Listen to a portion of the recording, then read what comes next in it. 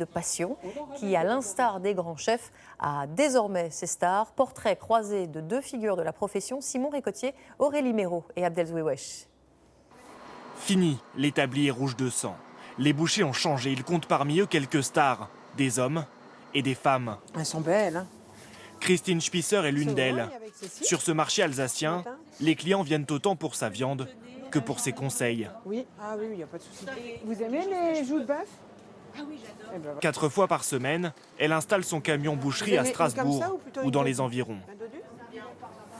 Elle m'a donné des petites recettes pour le cuisseau de porcelet. Tout est toujours parfait dans les temps de cuisson. Non mais c'est vrai. Hein. Elle est super sympa. En plus de ça, si vous ne savez pas ce que vous voulez faire à manger, vous allez voir Christine. Elle vous donne ce qu'il faut, elle vous donne les recettes, elle a toujours des idées. En 1988, Christine Spisser est la première femme à décrocher son brevet de maîtrise de boucher charcutier.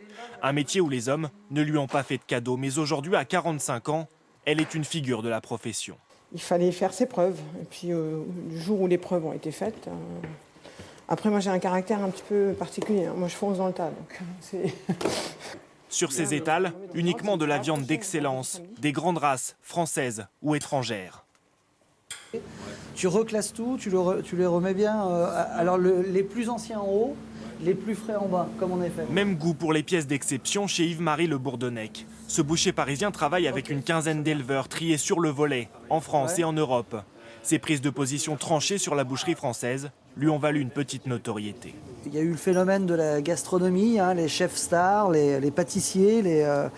Donc c'est vrai que c'est un petit peu le tour des bouchers aujourd'hui. Mais on en a besoin parce que faut encourager les nouveaux bouchers. En 20 ans, la consommation de viande rouge a baissé de 20%. Le boucher veut donc redonner ses lettres de noblesse à un secteur en crise. Salut Tim. Cet ancien directeur commercial a été formé par Yves-Marie Le Bourdonnec. Il a découvert une profession loin des clichés. Aujourd'hui, on ne porte plus des grosses carcasses puisqu'on a des rails, on a un système qui fait que on n'a plus besoin de porter des masses volumiques gigantesques. On a une amplitude horaire qui n'est pas plus importante que celle d'un cadre supérieur. Des stars, derrière les billots, c'est peut-être ce qui manquait à la boucherie. Un secteur sur lequel flotte aujourd'hui un vent de